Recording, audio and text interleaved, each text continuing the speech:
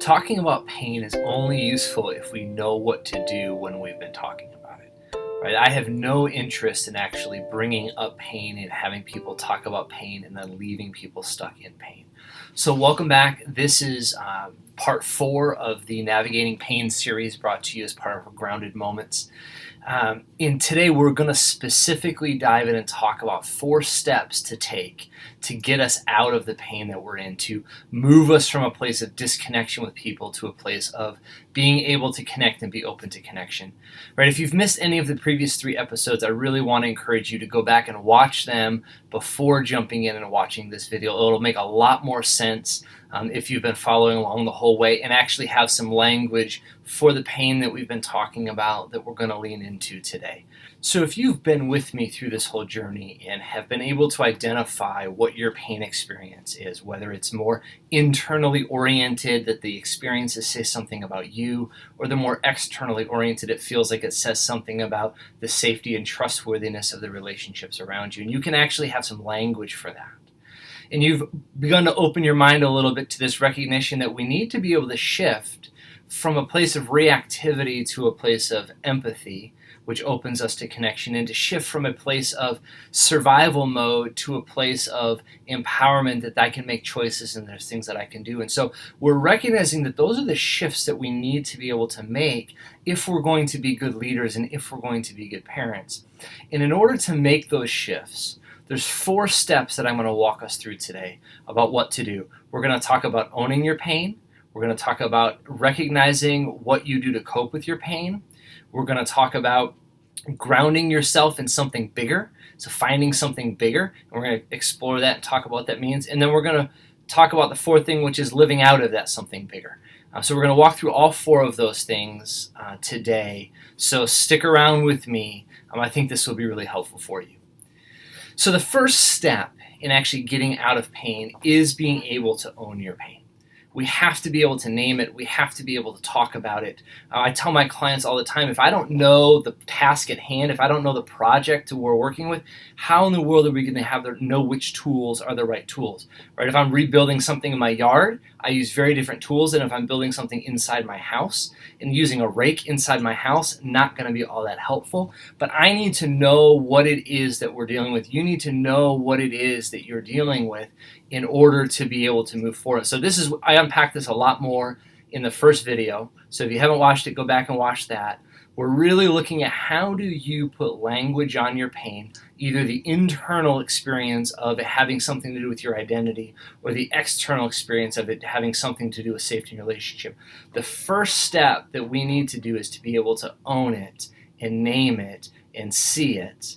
And when we do, we recognize it for ourselves. We also share it with others. This is beginning to move us towards some connection and intimacy and openness to others by being able to share with others the pain that we're experiencing. So if you don't have language for your pain yet, I want you to go back and watch video 1 and see if that'll help you get a little bit of language for it. If you have some language, we're going to be ready to then move to the next step. So step 2 is being able to recognize what we're doing to cope with our pain. Right? We talked about in video 1 that when we have predominantly internal identity-oriented experience with pain, we tend to cope with that by shaming ourselves and just beating ourselves silly, or we blame others and get really reactive against others and shifting the blame to them and being really critical and really snarky. And if we have more externally oriented pain, right, it feels like untrustworthy, not safe, people aren't reliable, bad stuff's going to happen, I'm uneasy. We tend to cope with that pain by either taking control and leaning in and performing and taking over, or we go completely the other direction, we back out, we escape, we give up. So the second step in navigating through this pain is being able to recognize what you do to cope. Now, I want to clarify something, that not all of our coping behaviors look bad, right? Actually, there are many of our coping behaviors that look helpful, right? We're trying harder, we're digging in deeper, we're taking over projects that would otherwise fail. Parents trying harder to control their families can look really good. And please don't hear me to say that stop trying. No, what I'm looking at is when we are in pain, whatever we do from that place of pain actually will only cause disconnection. It will help us survive, right? We've learned many of these coping skills at some point in our lives that allowed us to survive or allowed us to move forward, but they aren't helpful when it comes to building a relationship. So when we're thinking about being parents and pastors and leaders, needing to be open to connecting with others, we have to be attentive to the ways that we cope with our pain. In our minds are helpful, but from a relational standpoint, they actually cause disconnection, right? I might have critiques to offer people that would help them along their way. If I'm doing that from a place of connection and groundedness, that's very helpful. If I'm doing that because I'm feeling out of control and I'm feeling in pain, that does not come across the same way. So we're needing to be attentive to the first step is we need to own our pain. The second step is being able to look at what do we tend to do when we're in that pain? Do we shame? Do we blame? Do we take control? Do we bail and escape and leave people hanging? What is it that we do to cope, right? So for me, my first step, the pain that jacks me up every single time, is when something, the world, someone, the situation feels unfair. That's the language I put on it. It feels unfair. When I feel powerless to do anything about it, I say, this is unfair, can't do a thing, I'm screwed. Because then where that leads me is going, I failed. I'm a failure. I should have preemptively known what to do. I should have done something to not be in this situation. I have failed. So my first step is being able to own, this is the pain that I'm experiencing. This is how I name it, unfair, powerless, failure. That's my pain. I have to own it. The second step is being able to really recognize what I do in my pain. And for me, there's really three primary things that I do. One, I get angry, but it looks at like a lot of different levels, anything from internal anger to passive aggressive to like indignant, and now I'm pissed off, right? I get angry. I actually get really manipulative, which looks like control and empowerment if I'm grounded in a good place, but I'm doing it for myself. I'm trying to I end up over-involving myself, I end up micromanaging things. I take over in this manipulative way that seems like it's for others' benefit, but actually I'm just doing it for myself. Or the third thing that I do is I will bail, I will escape, I will drift off into fantasy land and think about better jobs and better people and better families and where do I want to be that's not here because that all seems better, and I will just escape into some other place. Right? So that's my first step, and that's my second step. We've got to have language for it. Language doesn't change us, but language sets us up to be able to walk into some changes. Okay? So that's the first step and the second step. The third step is we have to find something bigger than our pain. This step is a big deal. We can swim in pain all the time. We will be drowning in pain if we cannot find something bigger that is going to ground us, that is going to center us. There's a lot of different ways to describe it, right? We can talk about finding our core selves. We can find identifying something bigger that's outside of the pain that can ground us, becoming grounded, becoming centered, settling. There's a lot of different language we can use. But what we're talking about is we need something that feels as big as the pain. Right? When I feel like the world is unfair, man, that feels enormous. And saying something like, you're a nice guy, maybe it's true, but it doesn't hold water next to that pain of life is unfair. I don't care if I'm a good, nice guy. Life is unfair and I feel powerless and I feel like a failure. Don't you go tell me I'm a nice guy. I need a truth. I need something that grounds me, that is equally as strong and equally as powerful as the pain that I'm feeling.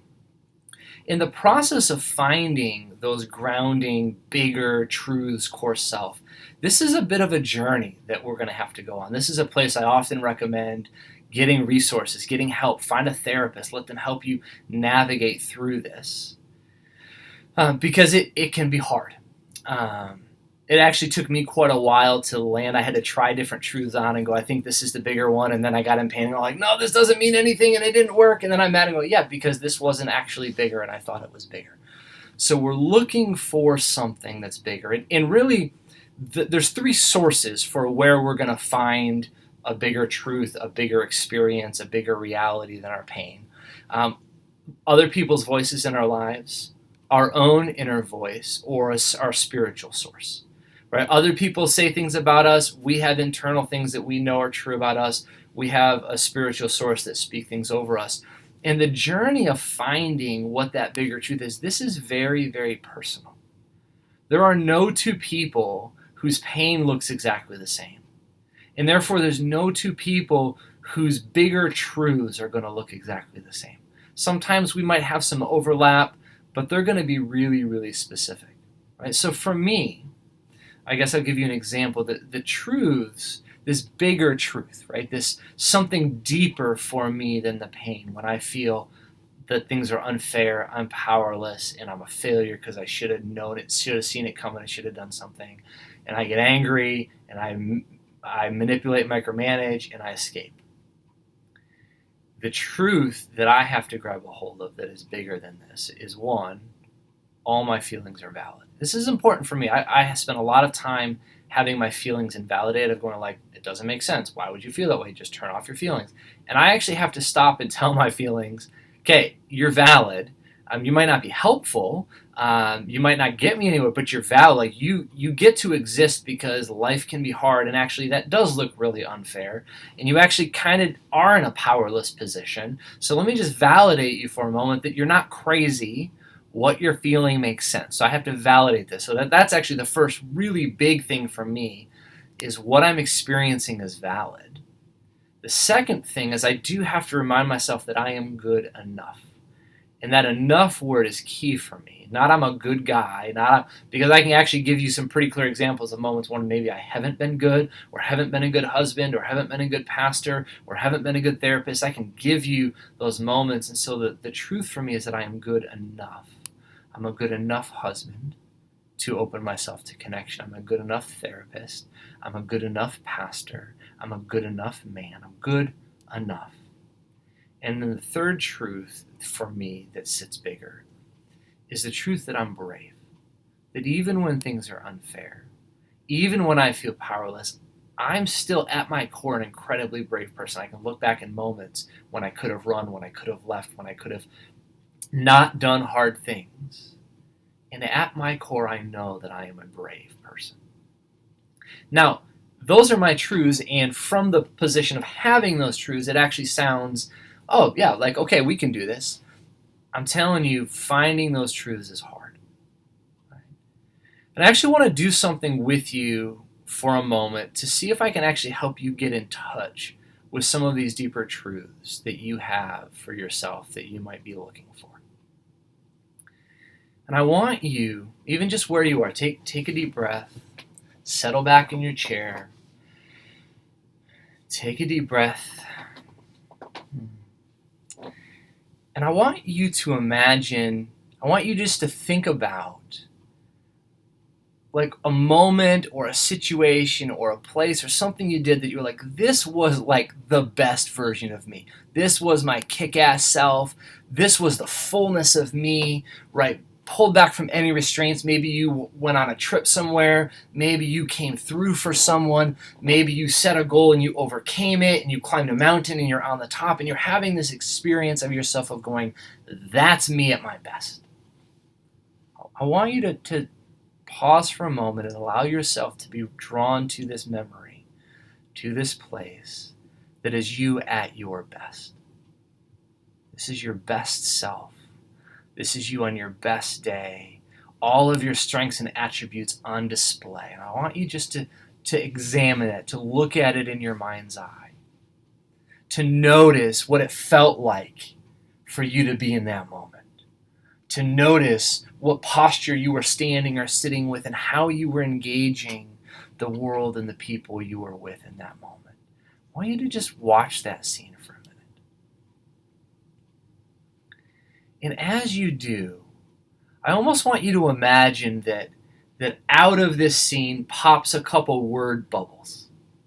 Just kind of float to the surface, that these are word bubbles that looking at the scene, these are words that capture the core of who you were in that moment. Right? Maybe for you that's the experience of being an overcomer and you overcame something. Maybe that's a moment for you where you just knew you were so deeply loved or chosen or cared about. Maybe it's a moment when you face something hard and you were able to make a choice. And this truth about you is that you're able to make choices. I want you to watch that scene and allow, what does this scene say about who you are at your very core of your being? I want you to watch that. Just allow that to come up. And then I want you to almost imagine that you're sitting there in your room, and you in your chair, you can almost kind of put yourself in that bad day, right? That pain place. For me, it's unfair, powerless failure. And I can just feel it, and it gets in my body, and I just start to do this. Just kind of put yourself in that place. And I want you to imagine you're in your pain, and sitting next to you was this your best self on your best day. And I almost want you to imagine if your best self was able to show up in a moment when you were deep and mired in your pain. And your best self wanted to remind you, not of something flippant, not of something light of going, hey, you'll get through this, you'll be all right, you're a good guy. Not something trite, not something informational. But if that best self was to call you back to who that part of you knew you to be in that moment when you overcame that situation, in that moment that you imagined just a bit ago, if your best self could call you back and say, hey, remember this about you. Remember how loved and cared about you are. Remember how special you are and how much you have to offer. And remember how much courage you're able to lean into. Hey, remember, God's got your back. Remember, what is it that your best self would invite you to remember? And now we're getting closer to something bigger and something deeper that we can grab a hold of when we're in the midst of our pain. Because that's going to be that third step, is finding that something bigger. The fourth step is the simplest of all steps. When we are able to own our pain, when we're able to acknowledge what it is that we do to cope with that pain in a way that causes disconnection, when we're able to find something bigger and deeper, a grander truth, something more core to our own being than even the pain, when we can do that, now we get to say, what would that person do? What would that guy do? What would that gal do? That best self, me grounded in that truth. And I can tell you this, so I sit and go, I feel unfair. I feel powerless. I feel like I'm failing. I get angry in a variety of ways. I get manipulative, and I escape. The truth about me, this bigger, deeper truth at the core of who I am, is that my feelings are valid. I don't got to pretend them away. I'm good enough, and I'm a brave person. And because I'm valid, I'm good enough, and I'm brave. What is it that guy does? And I'll tell you, when I'm grounded in those truths of who I am, I care for other people well, and I get really curious. And so when we're able to make that shift into being grounded in who we are, typically we're going to find ourselves doing one of a couple things, and I want to draw your attention to it. In that fourth step of doing something different, that something different is going to typically look like leaning into relationship and opening ourselves up with vulnerability. It's going to be a bit of a risk. We're going to lean in. We're going to try some. You can't do that when you're in pain. So when you're able to make that shift, this is going to lean in and be open and be vulnerable. We're going to lean in with empathy and curiosity. We're going to actually want to know what the other person's experience is. We're going to nurture others, and we're going to value ourselves. That in some combination of those things, those are typically the behaviors when we're grounded and we're able to lean into connection. We're empathetic, we're vulnerable, we care about other people, and we value ourselves, and are able to hold all of those in the same place. So I hope walking through this has been helpful, just to give you an idea of what the process is of getting out of pain. If you have questions, I'd love to be helpful. You can contact me through my website. Some of us may be able to navigate this journey through pain ourselves. Some of us might need a little help. There is nothing wrong with that. I benefited from a ton of help on my own journey, figuring out how do I navigate through pain. And now I get to practice it. But sometimes getting to that place of being ready to practice it can need a little bit of help. So listen to these videos a few times, get them into you, practice them, be kind to yourself. Let's be people who are aware of the pain we're in so that we can navigate through that pain to remain open and available to care for and to lead and to parent the people who are in our world. Take care.